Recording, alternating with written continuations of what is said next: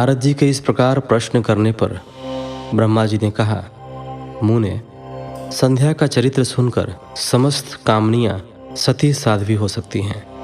वह संध्या मेरी मानस पुत्री थी, जिसने घोर तपस्या करके अपना शरीर त्याग दिया था। फिर वह मुनिश्रेष्ठ मेघातिथि की पुत्री अरुंधति के रूप में जन्मी। संध्या ने तपस्या करते हुए अपना शरीर इसलिए त्याग दिया था क्योंकि वह स्वयं को पापिनी समझती थी। उसे देखकर स्वयं उसके पिता और भाइयों में काम की इच्छा जागृत हुई थी।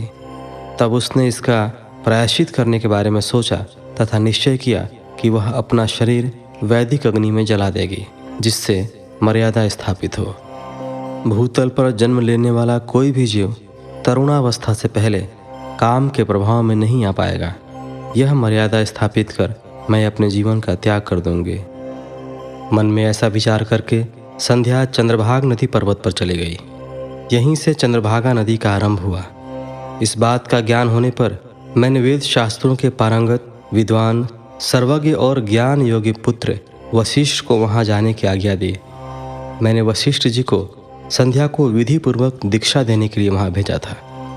नारद, चंद्रभाग पर्वत पर एक देव सरोवर है जो जलाशयोचित गुणों से पूर्ण है। उस सरोवर के तट पर बैठी संध्या इस प्रकार सुशोभित हो रही थी जैसे प्रदोष काल में उदित चंद्रमा और नक्षत्रों से युक्त आकाश शोभा पाता है। तभी उन्होंने चंद्रभागा नदी का भी दर्शन किया।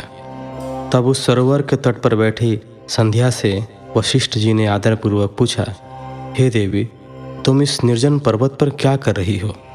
तुम्हारे माता पिता कौन हैं? यदि यह छिपाने योग्य न हो तो कृपया मुझे बताओ। यह वचन सुनकर संध्या ने महर्षि वशिष्ठ की ओर देखा। उनका शरीर दिव्य तेज से प्रकाशित था। मस्तक पर जटा धारण किए वे साक्षात कोई पुण्यात्मा जान पड़ते थे।